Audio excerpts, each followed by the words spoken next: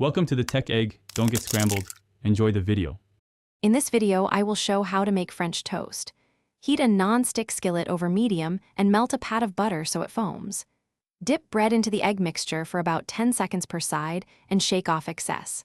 Cook slices 2 to 3 minutes per side until golden brown and slightly crisp.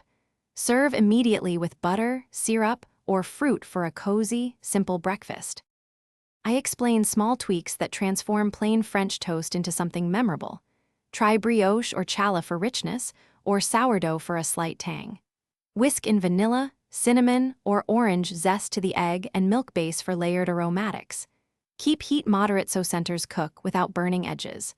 Rest cooked slices on a rack to stay crisp, and plate with warm syrup or fresh berries. I walk through plating and clever variations to match any craving. For a brunch crowd, stack slices and alternate with fruit and whipped cream for an impressive tower. Stuffed versions take a minute longer but deliver big payoff with cream cheese or jam.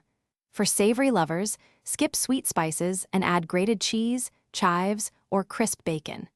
Keep sauces warm and serve immediately for best texture and flavor. Thanks for watching. Consider subscribing if I helped unscramble your problems.